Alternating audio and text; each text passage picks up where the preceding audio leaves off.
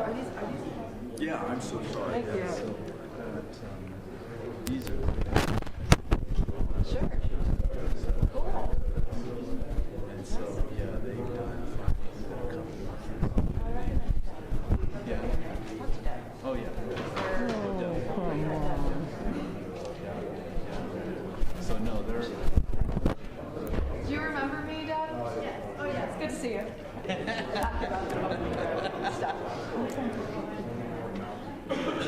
Excuse me. Sorry.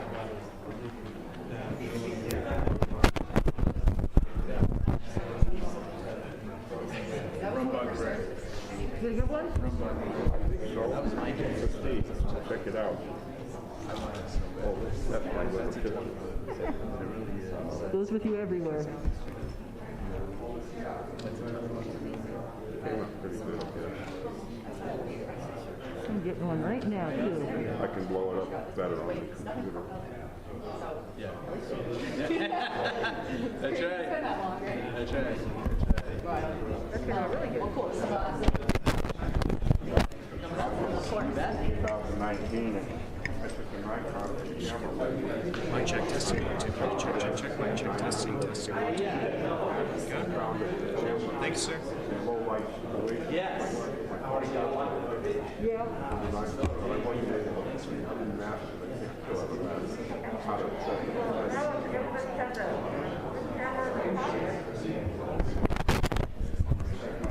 Like I said earlier, modern technology.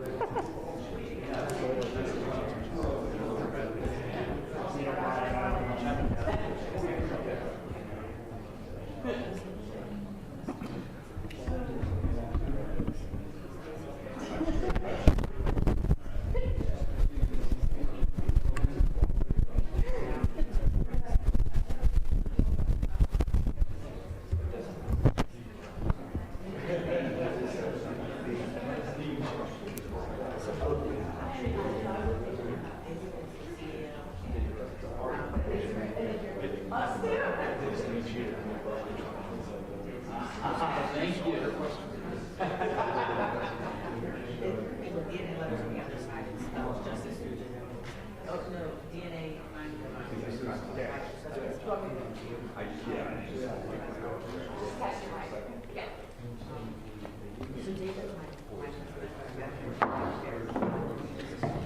Testing, 1, 2, good.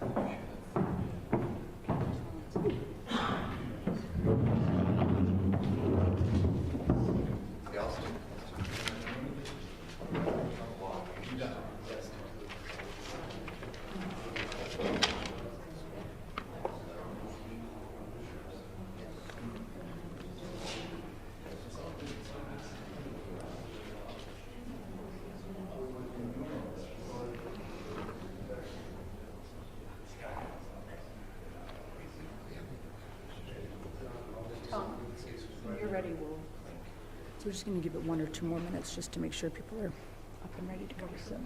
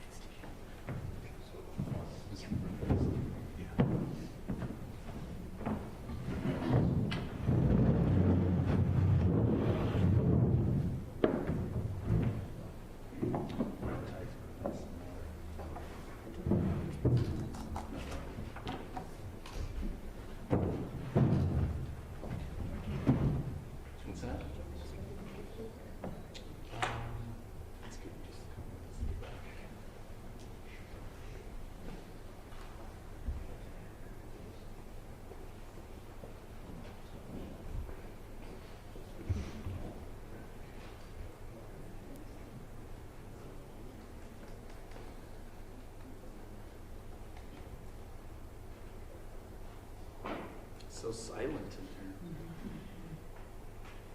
here. Just a couple minutes.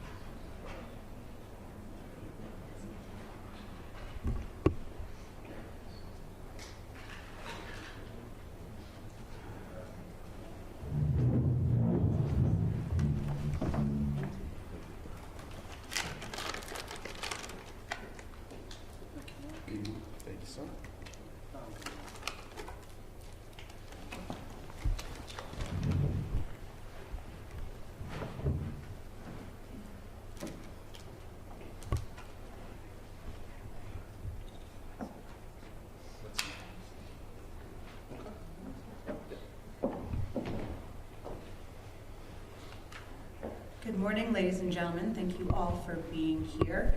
As you know, we're here because the Yavapai County Sheriff's Office has finally, after 62 years, identified our little Miss Nobody, as you see here.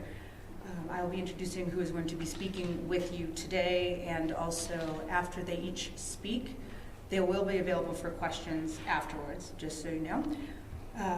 Right now we have, who will start us off will be our very own Sheriff David Rhodes.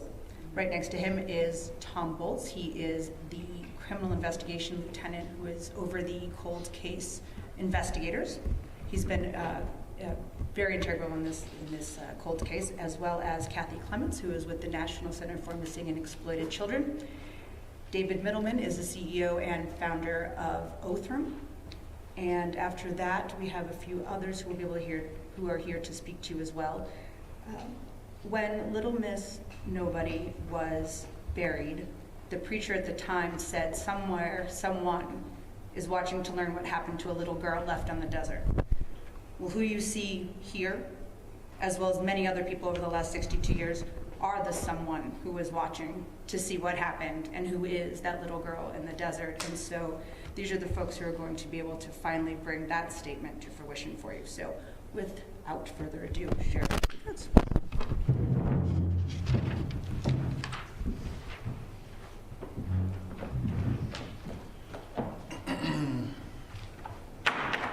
Good morning and welcome. Thank you all for coming. What a tremendous announcement. We're very excited to be here, to be able to share this information with you. I'll just say this. In a few minutes, I'm going to identify Little Miss Nobody, and I hope we never hear that name again. That was very unfortunate to be in this situation. So there's a lot of information, a lot of people to talk to, a lot of people to hear from, or we wanted to bring everybody together that had worked on this case and answer questions. Your presence here today indicates just how much intense community interest there is around this, and there should be. Anytime you have a horrific crime like this occur, no matter how long ago it is, we can never give up, we can never stop searching.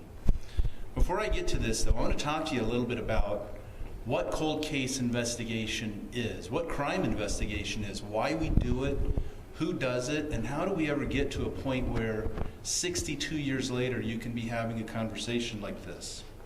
I would be remiss if I did not take this opportunity to very first, I want to thank all of the members of the Yavapai County Sheriff's Office, all the volunteers who've never given up on this case, and I mean from day one in 1960. Without their efforts, without their belief that someday, somehow this case could be solved, we wouldn't be sitting here today. The investigation of death, the prosecution of the most violent people in our society, the people that would do harm to the most vulnerable people in our society, the most vulnerable amongst us, that is one of the main charges of law enforcement. That is the mission, to find out what happened and bring people to accountability, to bring offenders to accountability. No matter how long that takes, people need to know, if we're going to have deterrence of violent crime in this country, people have to believe that law enforcement will never stop looking for you if you commit these crimes. And that's an example of what's going on here today. So, anybody who's ever worked, investigated violent crimes, investigated victim crimes, you know, particularly homicides, you know that when you start these cases, you are filled with hope. You're looking for evidence. You're trying to solve it quickly. You're trying to find your perpetrators quickly. But as time goes on, that hope starts to dissipate. That belief that somehow, someday, you're going to get to the point where you've solved this crime, that starts to dissipate. And a little bit, from my own personal experience, a little bit of despair starts to set in. And we've had conversations about, here in this room today, about cases that are out there still pending. But what do you do about that? In 1960, people had no idea that DNA would even be a technology. They wouldn't even know what to call it. It didn't exist. But somehow, some way, they did enough investigation to preserve, to document, to memorialize all the things that needed to occur so that someday we could get to this point. And that's where we're at today. And as you're thinking about in the future what is possible, you always have to not speculate and just do the things that you need to do the things that you know you need to do, collection and preservation of evidence, of sticking with your investigation, sticking with everything that it's a very complicated process, and you know, it even gets me a little emotional to think that someday you're going to have some success doing some of these things. Our cold case volunteers, though, never gave up. This is their 5th solved case, for those of you who don't know that. They've got a couple more pending. They never gave up, and they came to me one day and they said, hey, guess what? We solved the Little Miss Nobody case. And this is what they told me. Sharon Lee Gallegos was abducted on July 21st, 1960, while playing with 2 other children in an alley behind her grandmother's house in Alamogordo, New Mexico. And I'm going to invite Lieutenant Tom Bolts to come up and tell her story.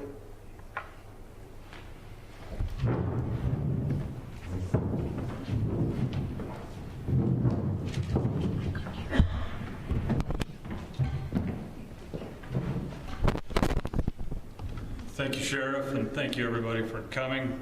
We are very excited about this. I'm very proud of the people that I work with, most of whom volunteer their time to come and help us do this, and we wouldn't be able to do it without them. And most of this side of the room is those folks. So if you get a chance after this to meet them. But we got a phone call, well, let me back up. We first became aware of Sharon's case around 2014. We had a volunteer, one of our volunteer cold case investigators, had gone to a conference, met another cold case investigator volunteer from Colorado who asked him about Little Miss Nobody. And we didn't, all of our records now from 1993 are electronic, they're digital, but this case from 1960 was not digitized, was not electronic. So we had to do some digging to find out more about her. And we found out she was buried in 1960 at the cemetery over by the hospital there, YRMC. And we were trying to figure out what to do with it. At that time, it was almost 60-year-old cold case. Not a whole lot of information we could find. And so Brendan ended up working with John Shannon, who's here today. John Shannon is one of our volunteers who we put in charge of our nameless project. And we believe we're one of the first agencies in the country to have all of our cold cases that we're aware of, either missing persons or found unidentified persons, into the nameless database, and that's helped us a great deal. Through that, we had contact with NCMEC, National Center for Missing Exploited Children, and in 2015 they offered to fund the exhumation of Little Miss Nobody and fund the DNA extraction and testing. That was done in November of 2015. Unfortunately, DNA science at that time, as advanced as it wasn't advanced enough to give us an identity. About 3 weeks ago, we got a call from David Middleton with Othram Labs. They had reached out to us about 4 or 5 months before that and said that they would like to try and get her identified and try and help us with the case. They offered to do so with crowdfunding. These things are very expensive. And so we ended up partnering with them and doing that. And we got that phone call about 3 weeks ago, maybe 4 weeks ago now, saying that they were 100% certain that Little Miss Nobody was Sharon Lee Gallegos. How we got to that point was over the years, with the help of NCMEC and NAMUS and some other agencies around the country and even some overseas. We were able to find some relatives of Sharon Lee Gallegos who were still alive at the time, and they gave us their DNA. But even with that, subsequent attempts up until about last 3-4 months weren't able to conclusively say that this was Sharon Lee Gallegos. Othram, because of the unique DNA testing they do, they were able to say that yes, this is Sharon Lee Gallegos, and Mr. Middleton will be up in a little bit to explain more about their process to you. But Sharon was abducted on July 21st of 1960, laying behind her grandmother's house in Alamogordo, New Mexico. Somebody who was out looking for rocks, it was a gentleman out of Las Vegas, was out looking for rocks around Highway 93, the Congress area, Alamo Lake Road, and came across her partially buried body. Called in, our deputies and detectives went out, they recovered her, they tried to identify her. Of course, this is 1960, medical science has advanced quite a bit since then. But originally she was thought to be a 7-year-old girl, and because of the state of decomposition, that was the best estimate that they could give. Authorities from Alamogordo reached out to Yavapai County at some point, we believe in August, and in August said, hey, we had an abduction. We think that your found little girl might be our kidnapped little girl. But because of the age difference in the estimation, our estimated age was 7 years old. Sharon was 4 years old when she was taken. She was about to turn 5. That was one reason that they thought that this might not be her. The clothing description was different, and ultimately there was a footprint comparison made by the FBI back in 1960 that said that the two were not the same. Footprint comparisons are not obviously how we do things now, but that was probably the best technology they had available to them at the time. So our detectives looked at the possibility of this being Sharon Lee Gallegos, but then ultimately ruled that out and moved on to other suspects and other leads. We had to piece a lot of what happened together from newspaper reports at the time. The FBI worked on this case, Alamogordo PD worked on this case, Yavapai County Sheriff's Office worked on this case, but unfortunately those reports are not around anymore. So a lot of it that we've been able to formulate, what happened to her is from old newspaper articles that we found on the internet. We still have work to do in this case. We would still like to identify the people who took her. We would still like to be able to answer the questions, what happened in those 10 days from the time she was taken to the time she was found. So we are still working. We have Detective Scott Perry here today. Detective Perry and our volunteer investigator Deborah West have been hard at work on that ever since we got this name, and they continue to work on that. And we're hoping that maybe somebody today might see this and might have some information about that July 21st day in Alamogordo, New Mexico, and what happened until we discovered her on July 31st of 1960. So I will turn it over to Kathy Clements from NCMEC.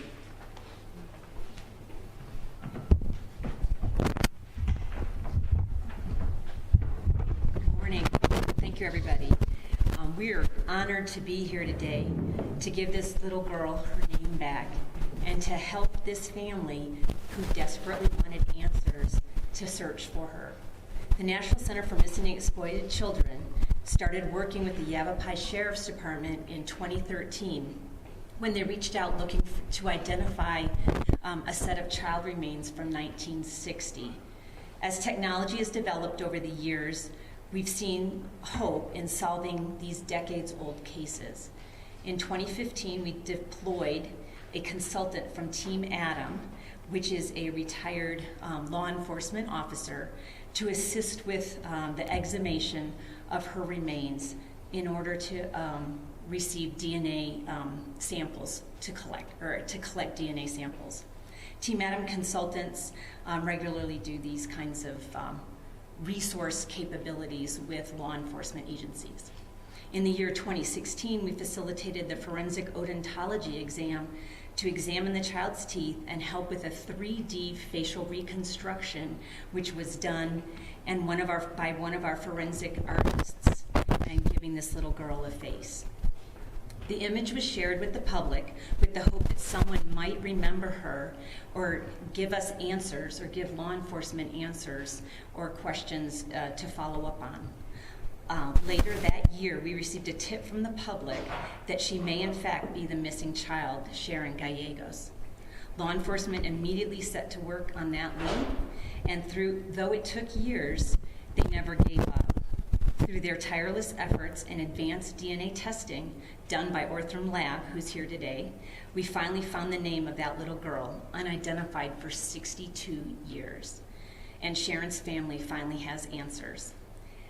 We're grateful to everyone who had a role in this identification. No matter how much time has passed, we never stop searching for answers for any missing or unidentified child. Thank you.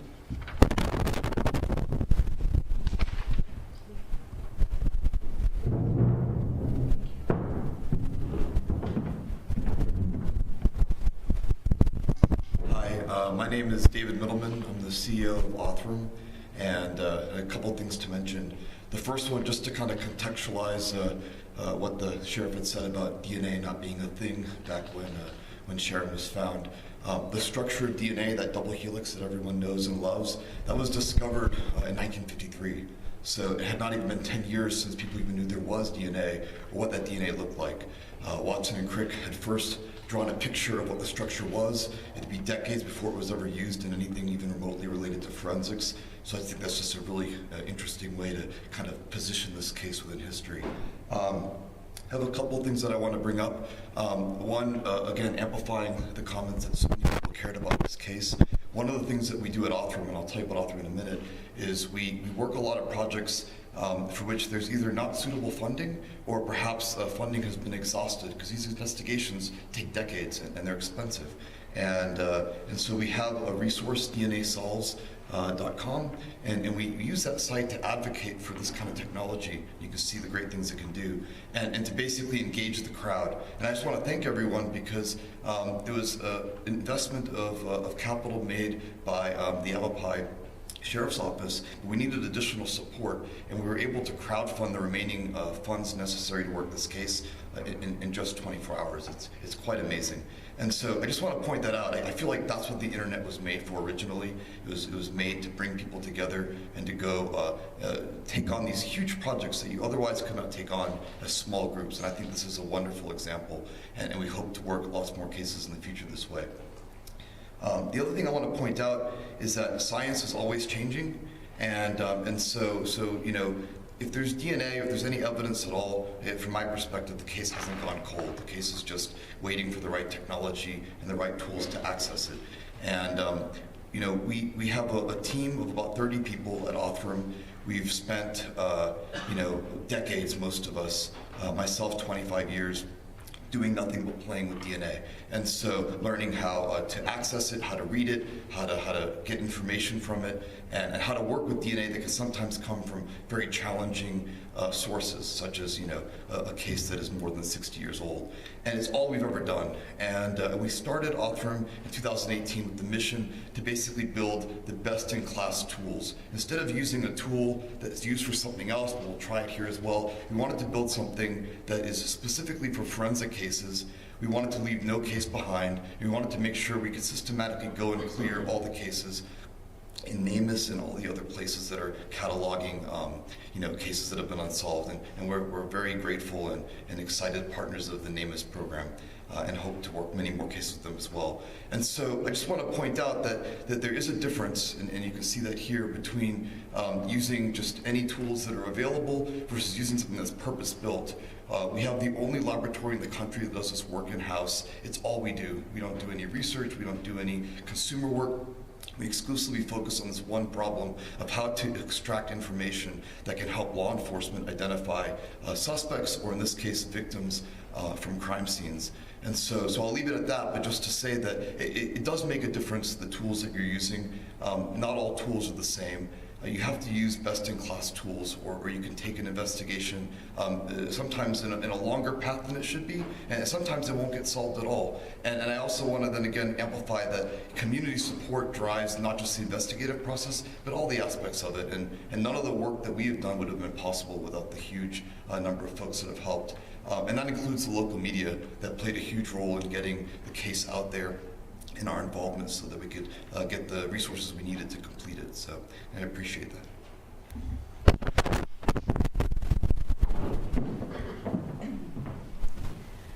Ladies and gentlemen, as I said, after we have one more speaker that I'll call up in a second, we will have Sheriff Rhodes conclude. But then after that, we'll be available, everyone up here will be available for questions for you. But we do have a very nice surprise, which even a surprise to us.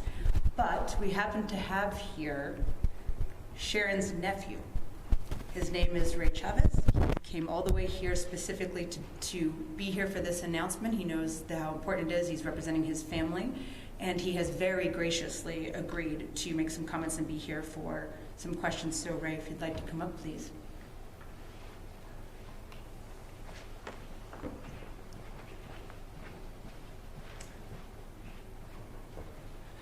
Thank you very much for giving me the opportunity to speak.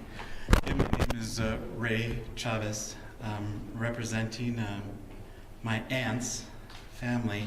That was my mother's sister. I wasn't even born when she was taken. She was taken in 1960. I was born in 1965. But it's something that our family grew up with, this story. In Alamogordo, we were known as that family who had the little girl kidnapped, our aunt. And we revisited it many times during our life. We would have sheriff departments call us up and, say they're looking into the case. It was very comforting to know that people were still looking and she wasn't forgotten. I even did a research paper when I was in high school about my aunt going missing. And unfortunately, my mom and my grandmother aren't here anymore. My mother, Ramona Chavis, and my grandmother, Lupe Gallegos, they have passed away. But being Ramona's oldest son, I wanted to be here to thank everybody. Thank the sheriff's office for relentlessly not giving this up. The Kathy's, Ann, and Othram, it's amazing the work that you did to be able for our family to be at peace. The cold case detectives that worked on it, I got to meet them earlier today. That was amazing that they continue. Officer Perry, he was the one who, Detective Perry, he was the one who reached out to my sister 2 weeks ago. And so my sister called me right away and said, hey, somebody called again. And we said, okay, we'll see where it goes. And then a couple of days ago, they called again and said, oh, we would like to have a Zoom call with you.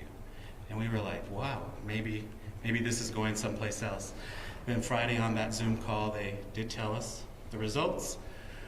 We were really overjoyed. We looked into Little Miss Nobody and were amazed at how the people of Prescott and Yavapai County really rallied around her, took care of her for 62 years. And we, as the family, want to say thank you. Thank you for what you've done for us. Thank you for keeping my aunt safe and never forgetting her. It's still sinking in. I was talking to Kathy earlier, and I think our family's going to need some resources to kind of deal with this. And like I said, we grew up hearing many stories, so all I wanted to be here is to say thank you, and we appreciate everything you've done for us. Thank you very much. Let's give them a...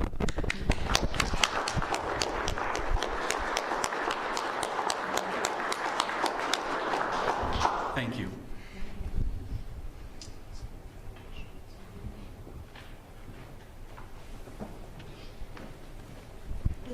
We'll open it up to some questions. If you have any, I'll ask the person you're looking for an answer from to come up here. So does anyone want to start, have a question? Is it all still sneaking in like it was to us as well? Right here. Yes. What comes next in the investigation is part of the mystery solved, but when it comes to the person who did this, what comes next?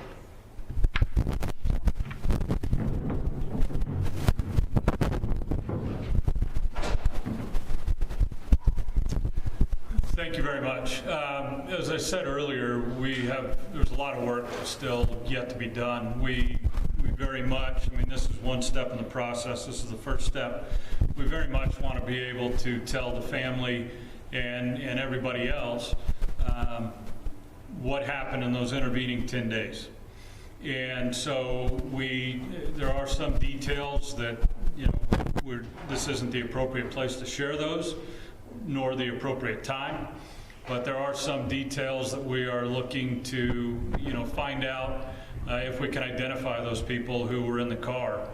If you read the newspaper accounts from Alamogordo back in that time, there were two kids out playing with Sharon at the time. One, it turns out, was her cousin, who was about 6 months older than her. She was 5 years old at the time. There was also an 11-year-old there. They identified a 1951 or a 1952 Plymouth or Dodge sedan, dark green. One of the two children told somebody, and it ended up in a newspaper article, that there were two kids in the car when the car pulled up, and that one of those kids was a freckled-faced little boy. So we would very much like to be able to identify that kid. There are a lot of stories, and Ray gave us some more information today that we were unaware of, that a woman was in town for about 4 or 5 days before July 21st. There was one account that this woman, after church on Sunday, about 5 days before Sharon was kidnapped, this woman stayed after church and was asking people around the church about Lupe and about Sharon. Another witness told law enforcement, and it worked its way to the newspaper, a day or two before the kidnapping, that this same woman matching the same description showed up at the neighbor's house asking about Lupe and asking about Sharon, and wanted to give Lupe a job.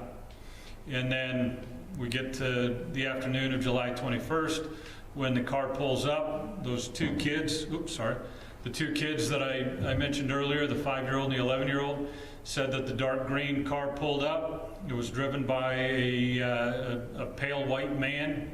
One account says he had a mustache, brown hair. That the woman then approached Sharon and said, you know, if you come with us, we'll buy you new clothes and we'll get you some candy. She said she didn't want to go. The woman then got out of the car, grabbed Sharon by the elbow, and pulled her into the car. Law enforcement in Alamogordo then, snapped into action, set up roadblocks. Unfortunately, they didn't locate her. So we very much want to be able to answer that question. How did they get out of Alamogordo, and how did they get to Alamo Lake Road? You can see on the map on one of these two, it's about a quarter mile off of Highway 93 on Alamo Lake Road is where she was found. We would very much like to be able to answer that question, and that's what Detective Perry and Deb West and the other volunteer investigators are going to help with.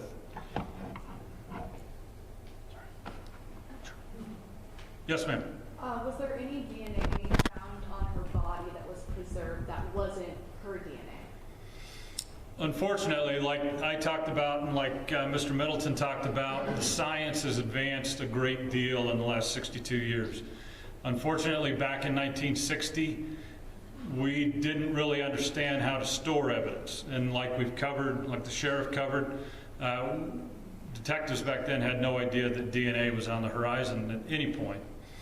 So the evidence from this case was stored in a vault at the courthouse downtown, where the sheriff's office used to be before I got there, long time before I got there. And that was kept in a vault. The problem with the vault is there's no air moving through there, and it's dark, and it's conducive to mold. Sometime around 1970, this evidence was re-examined. It was covered with mold, and the decision was made at that point to discard all of the evidence. So we don't have any of the original items. We didn't, back then, they didn't swab for DNA like we do now. And so, unfortunately, that's something that is most likely not available to us. Yes, ma'am. Now, looking further on, you can't possibly leave her as nobody. Is she going to be staying here with us? Are you inviting her headstone? Is she going home? Let me answer that two ways. Number one, okay. Yeah, Ray, if you want to come up. So in 1960, when she was found, this community, the community of Prescott, rallied around her, driven by KYCA radio at the time and some other local folks involved in the church, and they raised the money back then to give her proper burial. As for now, her next of kin has been identified, so it will be up to them. It'll be their decision as to where she's reinterred. We did talk to them about that last week, but I'll turn it over to Mr. Chavis. So since we just found out on Friday, we do feel a great we feel that the town of Prescott has really been, I mean, they rallied around her, so we feel type of an obligation, you know. We feel odd if we would take her away, but of course we are going to talk about it more with the family. Sharon's brother is still alive. My uncle lives in Germany, and Johnny Gallegos with his wife, Aunt Petra. And so we're going to be doing a lot of Zoom calling. We're going to be doing a lot of Facebooking and decide as a family what we want to do with her. She does have a few cousins still around, and so as a family, we're going to decide what we want to do. Hopefully, we won't have to come up with that decision too quickly. We definitely, no matter what, want to give her a headstone with proper name, and with her date of birth. She was born September the 6th, 1955. So, and share some stories about her. So we appreciate everything that's done, but we're just asking for some time to think about what we want to do with her.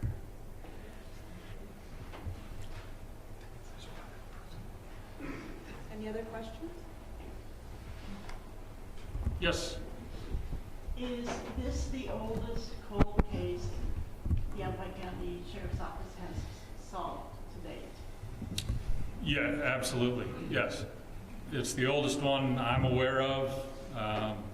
We've got a whole bunch of people sitting behind you that may have information on some others.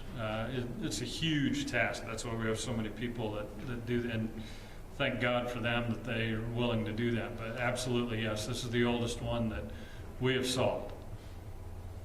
Yes, sir. Are either of the two original homicide detectives still alive? I believe one of them is. Kristen spoke to him yesterday. So, yeah. And that was... Yeah, he's 91 years old. His name is James... Oh gosh, I'll get it. But when he first saw, when he first saw the composite that we were working on this, he contacted us and asked if we ever did solve it, if we would call him. So I made sure that our office did call him, and he was very happy and very grateful. He is the last living detective that was working on the case, and like I said, he was. We wanted to make sure he absolutely knew this before anyone else. So. What was his response? If you don't mind me?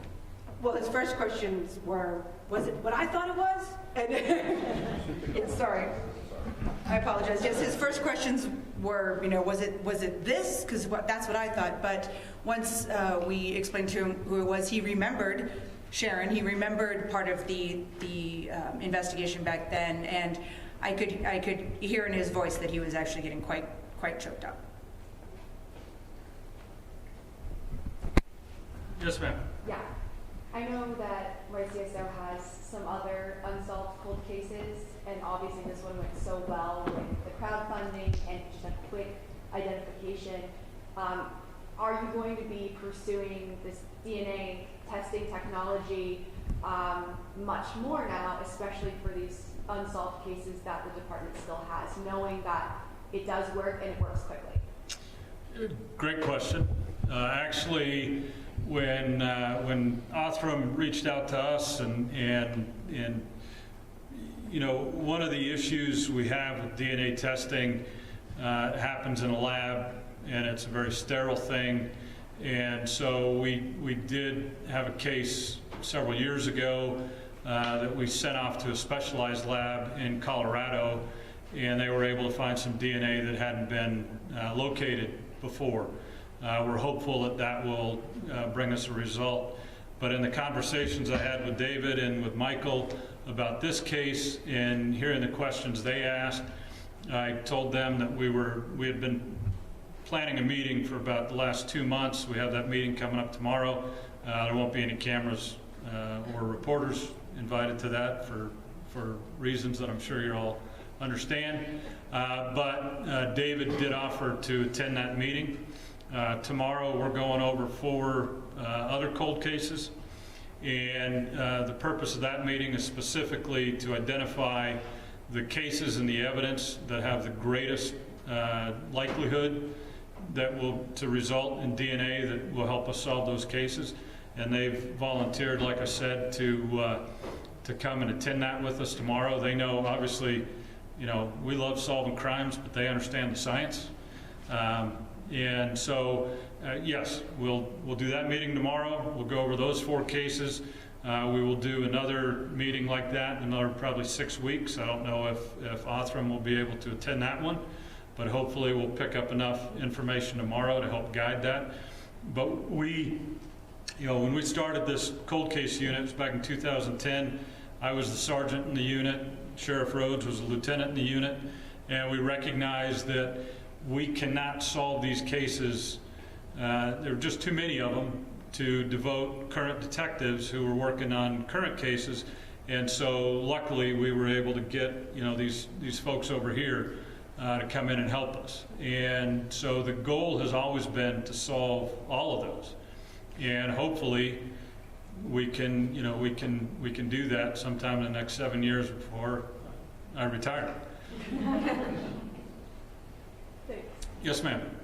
Just want to clarify, I think you mentioned it, but when was the first time that it was suspected Little Miss Nobody was sharing the diagnosis? So there's a newspaper article from August 5th that talks about communication between Yavapai County Sheriff's Office and Alamogordo Police Department and the FBI, talking about Sharon Gallegos possibly being, you know, who we found. For the reasons I talked about earlier, the age discrepancy, the clothing difference, the decomposition. She was, you know, when you're doing these kinds of cases, you have, you know, you've got a limited amount of resources, you have a limited amount of people, and a limited amount of time. You're trying to get the bad guy as quick as you can. So when you get information like we got back in 1960 from the FBI that said that you know, was not a match, then they felt it was most prudent to move on to other suspects. So that was the first time. It was about 5 days after she was recovered. Is there another? Yes, sir. Yeah, I just wanted to ask, I know that the body was buried for a long time. How, I know the technology is really advanced, but what's the process, or maybe how hard is it to extract DNA that is usable? David? Obviously hard. David can probably tell you in more technical terms. So it's pretty tricky, especially using just any method to pull DNA, and more importantly, to pull DNA that's usable. So having said that, technology's progressed enough to where, from our perspective, the science is almost never the barrier in getting these cases solved. So from our perspective, we've got a process down that's pretty sensitive. We know up front if we're going to be able to help. So we will triage cases. If we see a case that has properties of DNA or evidence that we've seen before that we've successfully processed, we'll jump in like we did in this case, no matter how hard it was for anyone else, because we know we can do it. If we haven't had a lot of experience, we'll ask people to wait, and we'll develop some of the capabilities to then take on the case. So we've done that for a lot of especially the child cases, where they're a lot more complex to work through. Having said that, though, once we get through the process and we know we can get involved, it's pretty straightforward with the method that we're using. Again, tuned for only this one application. And so science is not the barrier in getting these cases sorted out. It's generally the tremendous amount of investigative work that has to be done, and then sometimes the funding that needs to be secured. Which I think is really exciting, because technology is not the limit here. It's just getting enough people together that care and want to make a difference on a case. Great, thank you. Did you have a personal reason for wanting to do this line of work? I really love, you know, we're big on family. My wife and I have 5 kids of our own, and so I love the idea. Well, first of all, I do DNA work, and so sort of a one-trick pony. That's all I've ever done.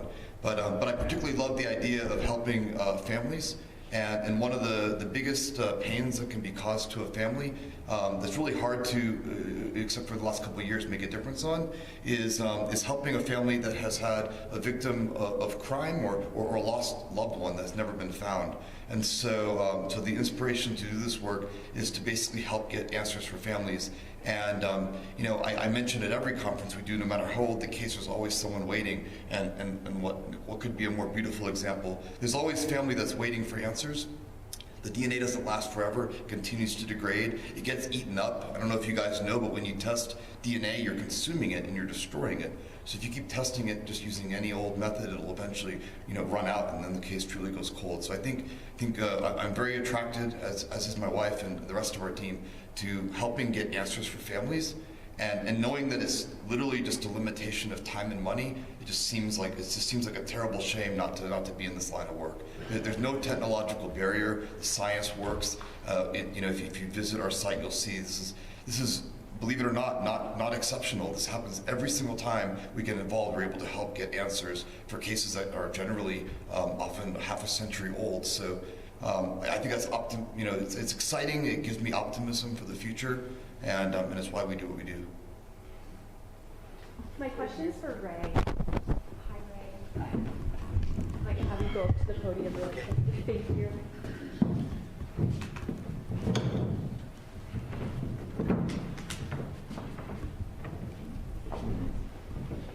This is the first time we're seeing pictures of Sharon Lee Gallegos tied to Little Miss Nobody. Can you talk about the stories that you've heard about your aunt, what kind of little lady she was?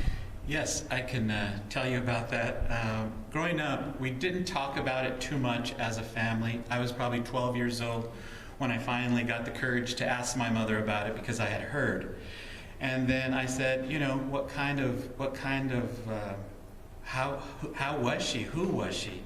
And she was feisty, very feisty. So I can understand why she didn't want to go with that lady who was trying to kidnap her. She was very a happy-go-lucky, regular, almost 5 years old. She loved playing with her cousins, and she lived with my grandmother and her 2 siblings and my aunt and a couple of her children. So there was a lot of kids to play with. Like mentioned before, my cousin Vicky, who was with her, they were actually playing outside at the time.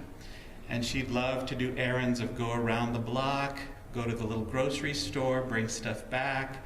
She loved to do that. And a couple of weeks before she was kidnapped, she stopped wanting to do that. She was a little afraid to do that. So that, nobody understood why. And now we do, is because she had seen them and they had scared her. But all in all, she was very jovial, very fun to be around. She had a nickname. My grandmother called her La Güera, which means she was really light-skinned, and everybody called her that, Little Güera, because she had really light-colored hair, light skin, and she just loved to be around my mother and her brother. Her brother was 10, my mother was 15, and she was 5.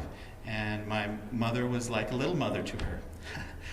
In addition, because my grandmother worked a lot to support her children, but they had a pretty, decent life. So.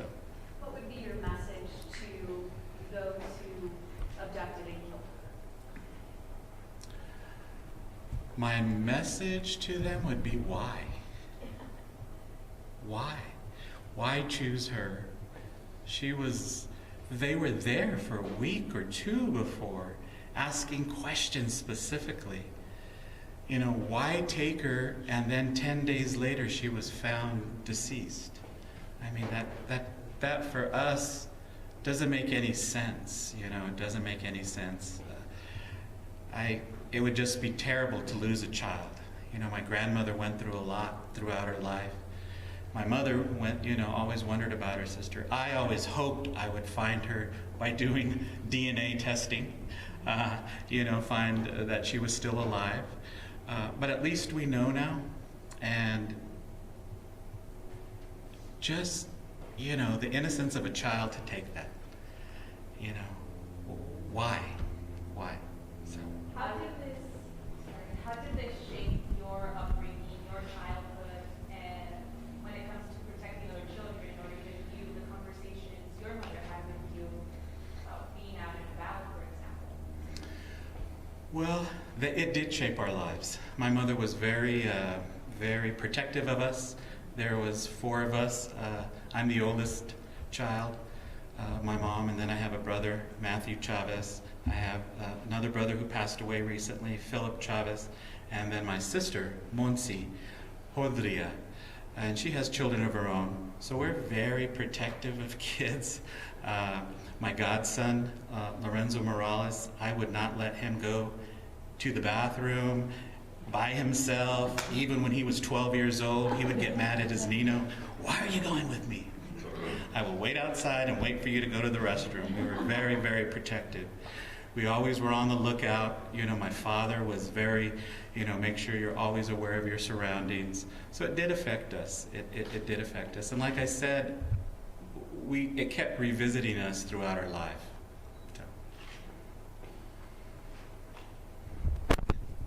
Just a question for David. Okay. You're right, I think you're No, right. that's all right.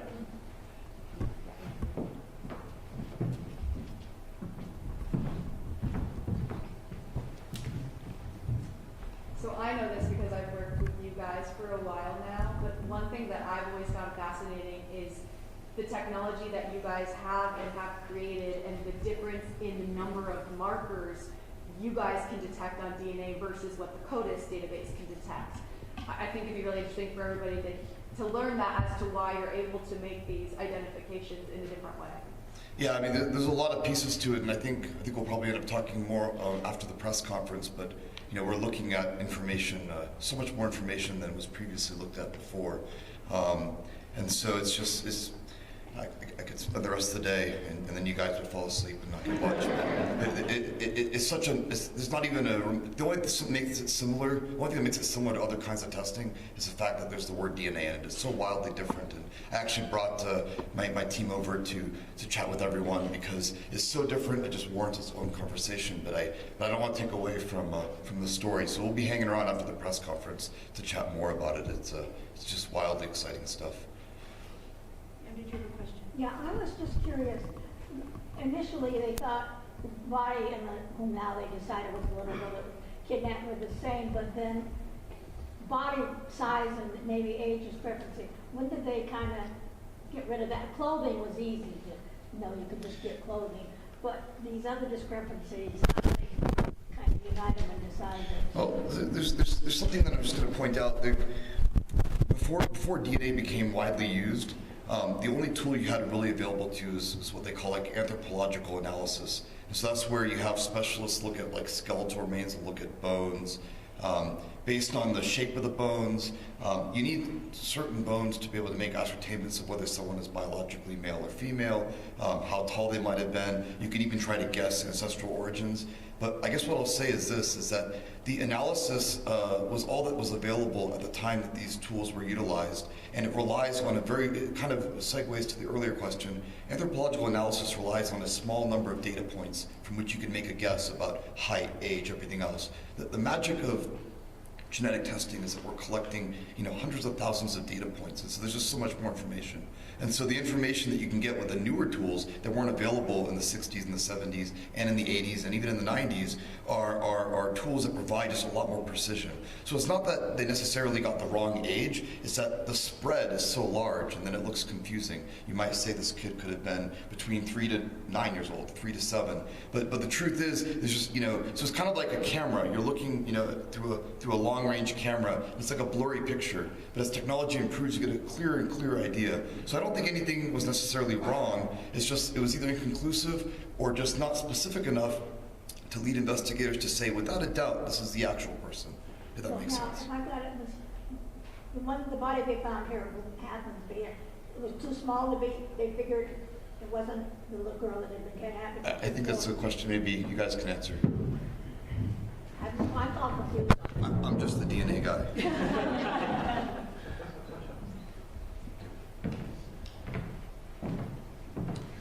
So the anthropological comparison that David just talked about, so in 1960 in Prescott, that was done by the funeral home director at the funeral home that she was taken to.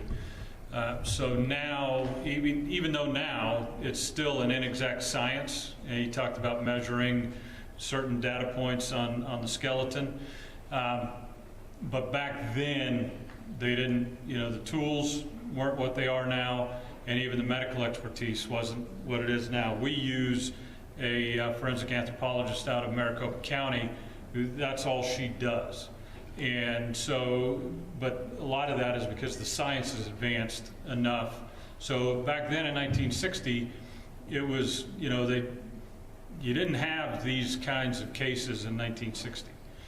People weren't as mobile as they are now. So. Am I right that they thought that the girl, she was 5 when she was kidnapped, but the one here they thought was younger or not that? The age estimation for the body that we found here was older, so that was part of. Yeah, I got that one. So that was part of the reason they discounted. Yeah, okay, that was I had it the opposite way. Okay. Any other questions? Yes, ma'am. Did you or somebody else say previously that there were 2 young children in the car with that man and woman? There's one newspaper account written in, I believe it was July or August of 1965 in Alamogordo that mentions that one of the 2 children, I think it was the older one, the 11-year-old, said that there were 2 other kids in the car when that car pulled up to kidnap Sharon. Oh, because I was just thinking that odds are that that couple, depending on how old they are, aren't around anymore. I bet the 2 kids might be. That's, yeah. Because I was only 16 that year, and those parents, the couple was probably older than that. Anyway. That's, yeah. So how many cold cases do you have left to try to solve? A bunch. Actually, Sheriff Rose, I think, was going to have some, talk about that a little bit. We want to make sure that we have other questions before.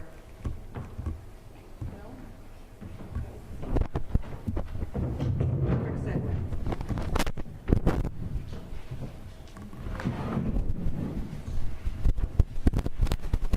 So, in conclusion, we hoped that what you would get out of this press conference is sort of a cross-section, some transparency of how this is done. It is a conglomerate. It is a community endeavor. You have to bring everybody together to speak for those who can no longer speak for themselves. And all the experts, all law enforcement, all anybody, all the online sleuths, everybody that's out there that's interested in these old cases, keep working on them. Never give up. That is my message to everybody, because you can have results, you can have success, and that's really what we're going to keep doing. And to answer that question, there are a lot of cases here in Yavapai County. There's a lot of cases around Arizona, and a lot of cases around this nation that still need to be solved. A lot of families that are still out there waiting for answers, and I'm confident that we're going to continue to get answers for them.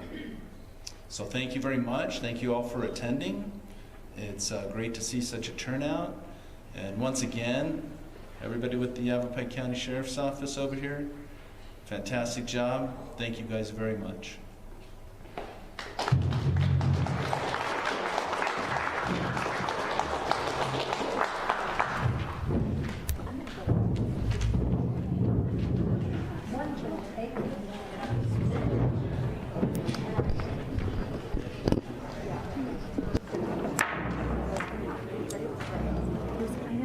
You guys want to do a group with the guy again?